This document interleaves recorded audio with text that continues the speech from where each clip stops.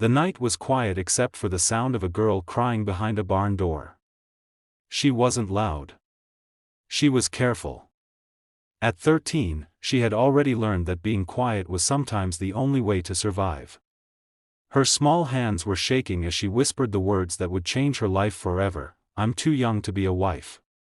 Those words floated into the darkness and landed in the heart of a man who never expected to hear them. He was just a rancher, tired from a long day, walking his land before bed.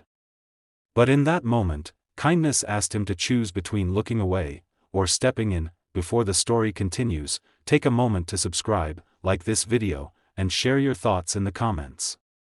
Your support helps stories like this reach more hearts. This is Tales River, where kindness flows through every story. The girl's name was Lila. She had been brought to the edge of the ranch that evening by people who told her she had no choice. They said marriage was her duty, that fear was normal, and that her tears would dry once she accepted her fate. But Lila knew something deep inside herself. She knew she was still a child. When she saw the open barn door and the soft light inside, she ran. She didn't know whose land it was. She only knew she couldn't go back. The rancher's name was Tom Harlan. He was in his late 50s, with weathered hands and a quiet way of speaking. He had lost his wife years ago and never had children of his own. When he heard the crying, his first thought was that an animal was hurt. His second thought was that it might be trouble. Then he saw Lila. She looked smaller than her age, wrapped in a thin sweater that didn't keep out the cold. Her eyes were wide, full of fear and determination at the same time. When she saw Tom, she froze, ready to run again. "I'm not here to hurt you," Tom said gently, raising his hands. "You're safe here." Lila didn't answer right away. She just kept shaking. Finally, the words spilled out of her, broken and rushed. She told him everything. About the marriage. About being told she didn't matter. About how no one would listen when she said she was too young. Tom felt something crack open inside him. He had lived a simple life, minding his business, believing the world mostly took care of itself. But standing there in that barn, he knew the world had failed this child. That he brought her inside the farmhouse and gave her a blanket and a glass of warm milk. He didn't ask too many questions. He didn't push. He just listened. And for Lila, being listened to felt like a miracle. That night, Tom didn't sleep. He sat at the kitchen table, staring at his hands, thinking about the choices in front of him.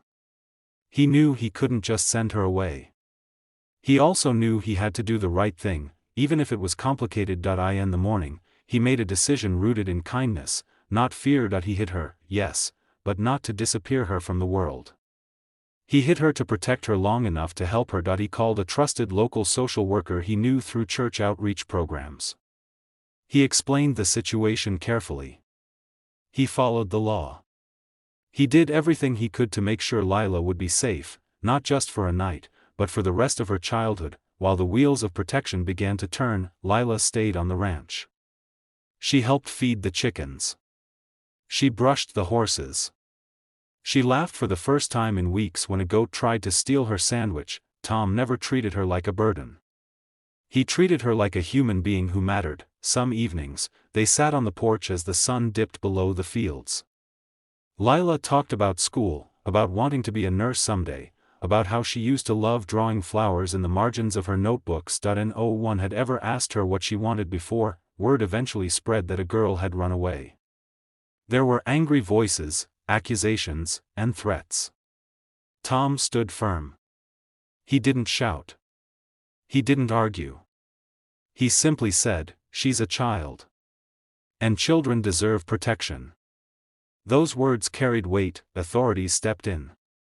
Investigations followed. It wasn't easy. There were moments when Lila was scared again, when the future felt uncertain. But this time, she wasn't alone. Kindness doesn't always look dramatic. Sometimes it looks like paperwork, patience, and sitting beside someone while they cry. Months later, Lila was placed with a loving foster family. On her last day at the ranch, she hugged Tom tightly.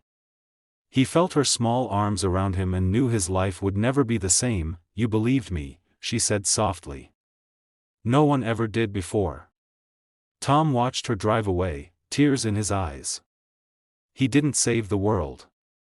He saved one girl. And that was enough. Years passed. One afternoon, Tom received a letter. Inside was a photograph of a young woman in a graduation cap, smiling wide and proud. The note said, "Because you were kind, I got to grow up. I got to choose my life.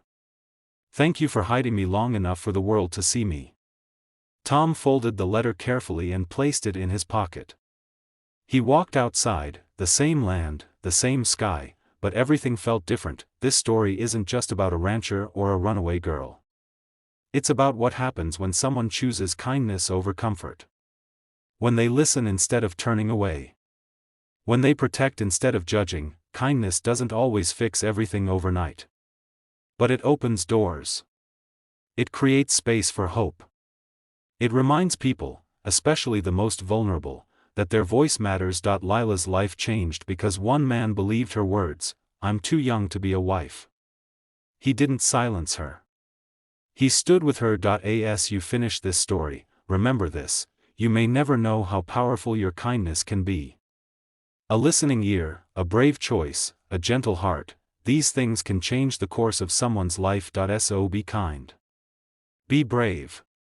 And when you hear a quiet cry in the dark, don't look away. You might be the reason someone finally gets to grow up.